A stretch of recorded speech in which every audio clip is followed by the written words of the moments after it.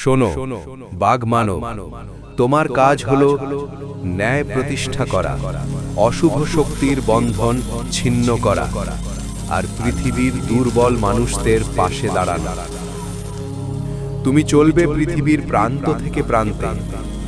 সাহসের দীপ্তি আর হৃদয়ের পবিত্রতা তোমার একমাত্র শক্তি। মনে রেখো, যা করবে তা হোক সত্যের দীপ শিখায় জ্বলা, ন্যায়ের অগ্নি শিখায় দীপ্ত। এই দীর্ঘ অভিযাত্রায় তোমার পাশে থাকবে এক অদম্য আত্মা, গরুরূপী মানুষ। সে হবে তোমার অটল প্রহরী, অন্ধকারে আলো হয়ে চলে উঠবে এবং প্রতিটি বিপদে তোমার ঢাল হয়ে দাঁড়াবে। তোমরা একসাথে রচনা করবে এক মহাকাব্যের সূচনা, যেখানে আলো জয় করবে অন্ধকারকে এবং ন্যায় পরাজিত করবে অন্যায়কে।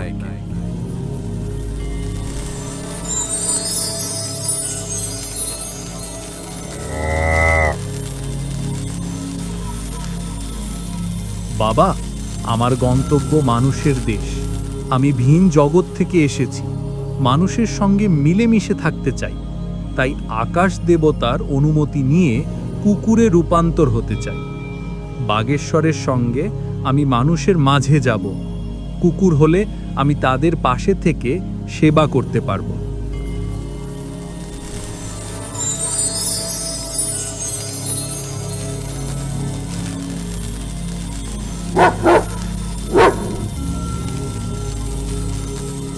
গোরাজ, তুমি বাগেশ্বরের মিশনের মূল চাবিকাঠি। তোমার জন্য আশীর্বাদ রইল। মানুষের কাছে যে সেবা করবে তা সৎভাবে করবে।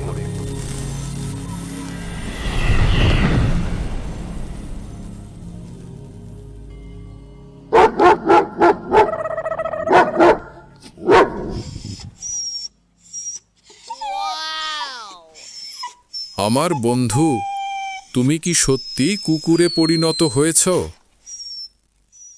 হ্যাঁ বন্ধু, রূপ বদলেছে বটে, কিন্তু আমি সেই গোড়াজয়ী আছি।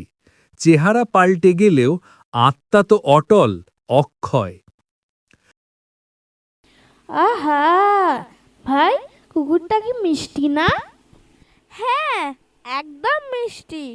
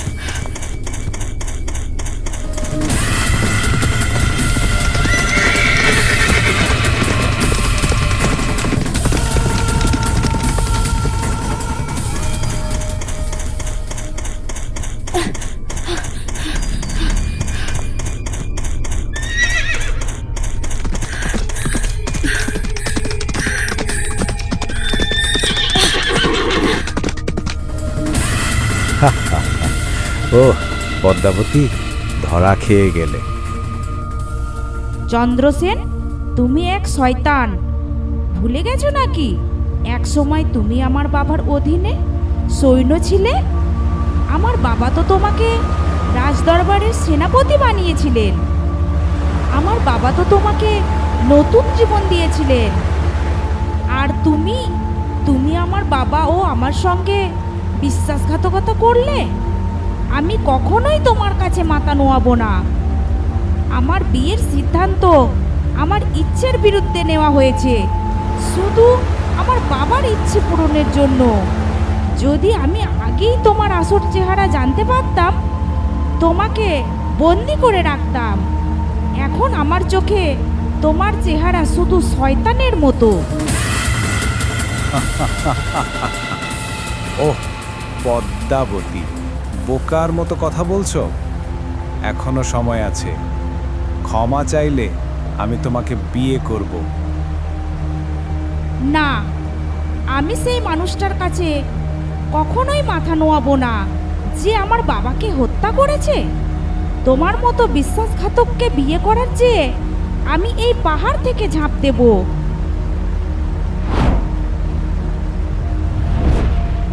না,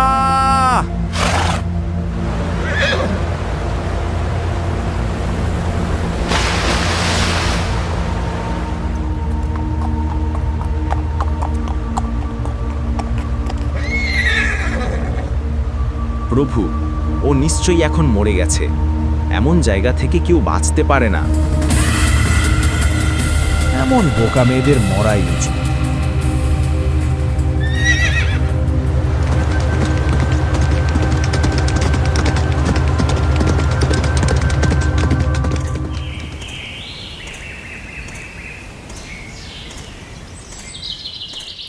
আমি আর একদমও চলতে পারছি না।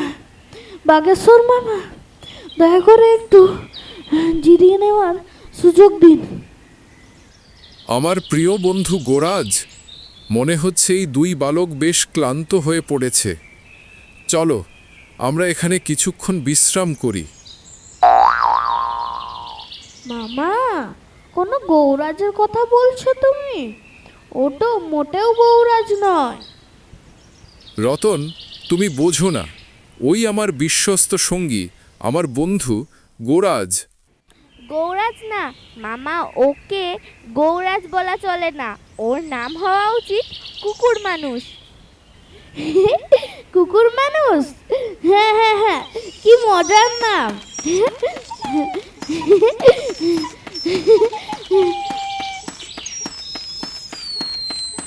হাসো যত খুশি, তবে মনে রেখো, এই উপাধি আমি মেনে নিলেও সময় এলে এই কুকুর মানুষই তোমাদের ঢাল হয়ে দাঁড়াবে।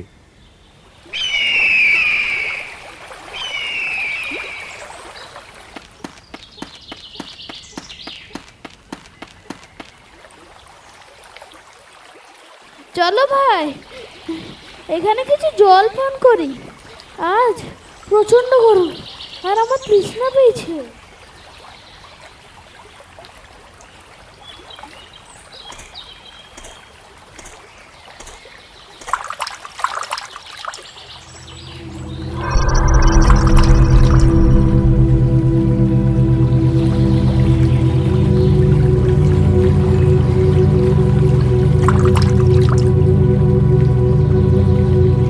ভাই, ওই মেয়েটির দিকে তাকাও।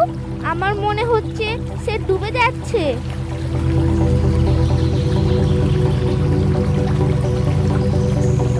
ভাই, তুমি কি আন্দাজ করতে পারছো সে কে?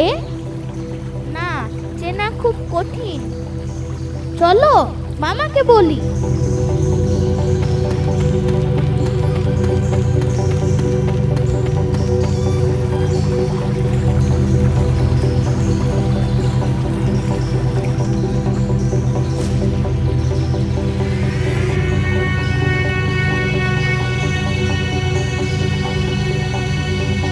আমার মনে হয় সে রাজকন্যা নয়, হয়তো মাছ ধরতে গিয়ে ডুবে গিয়েছিল। তুমি কি বলছো? ওর পরনের দামি পোশাক আছে। আমাদের মাও তো একজন জেলে ছিলেন। জীবিত থাকতে কি কখনো তিনি এমন ভালো পোশাক পরতে পেরেছিলেন? যথেষ্ট হয়েছে। তোমরা দুজন তর্ক বন্ধ করো। সে রাজকন্যা হোক বা জেলে, তাতে কিছু যায় আসে না। আমরা জানি না সে কে। কয়েক মিনিটের মধ্যে জ্ঞান ফিরবে, তখনই জিজ্ঞেস করা যাবে। এখন তোমরা এখানে বসো, আমরা এক্ষুনি আসছি।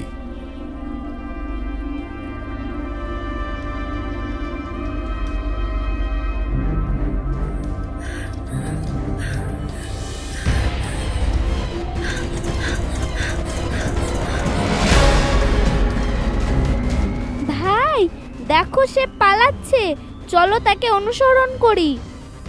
ঠিক আছে।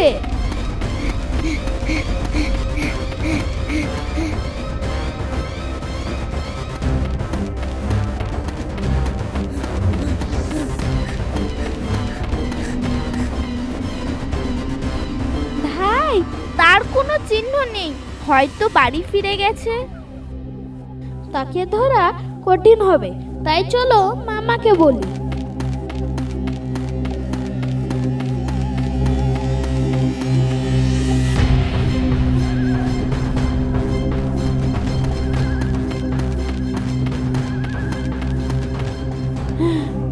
মামা, যে মেয়েটাকে আমরা বাঁচালাম সে পালিয়ে গেছে। সে কিভাবে পালালো? খুঁজেছিলে? হ্যাঁ, আমরা তাকে খুঁজেছিলাম, কিন্তু আমরা তাকে খুঁজে পাইনি। চলো ছেলেরা, আমরা তাকে খুঁজে বের করি।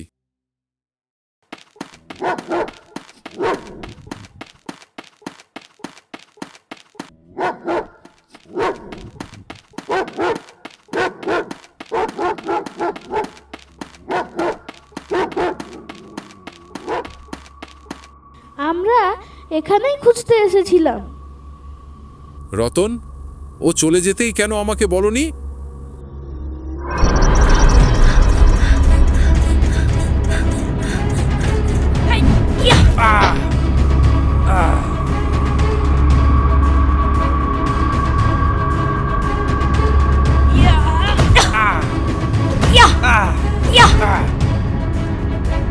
মামাকে আক্রমণ করছে, দেখো।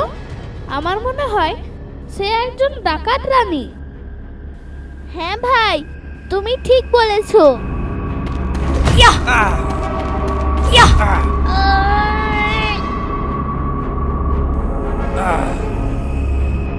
আমরা তো তোমাকে ডুবে যাওয়ার থেকে বাঁচালাম, তবুও তুমি মামাকে কেন আক্রমণ করলে? হ্যাঁ, বলো তো কেন? তোমরা নিশ্চয়ই বজ্ররাজের লোক। আমাকে অনুসরণ করলে মেরে ফেলবো। কেউ আমার ব্যক্তিগত জীবনে হস্তক্ষেপ করতে পারবে না। আমরা কেউ তোমার শত্রু নই। তুমি বিনা কারণে আক্রমণ করেছো। তুমি কে? কোথা থেকে এসেছো? তোমাদের মতো অপরিচিতরা আমার নাম জানতে চাই কেন? কেন আমার পিছু নিলে?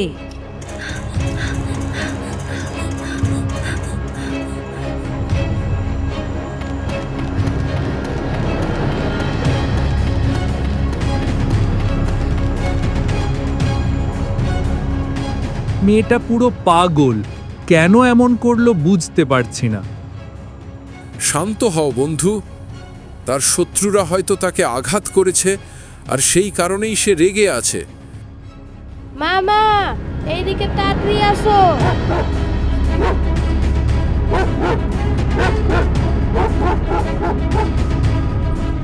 ওই দেখো, গাছের উপরে আছে।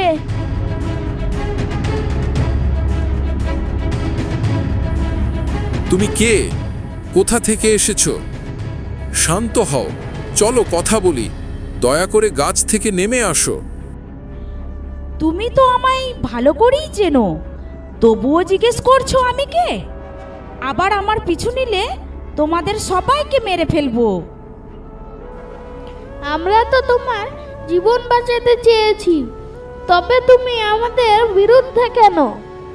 বাছা, তোমরা তোমাদের কাজ করো। আমার জীবন বাঁচাতে এসেছিলে কেন? এখনই এখান থেকে চলে যাও। ভাই, ওর সাথে তর্ক করে সময় নষ্ট করে লাভ নেই। মেয়েটা সত্যিই পাগল, আমি ভয় পাচ্ছি। ওর জীবনে হস্তক্ষেপ করো না। যেটা খুশি করুক। আমাদের উচিত ওর কাছে ক্ষমা চেয়ে সরে যাওয়া। চলো আমরা চলে যাই।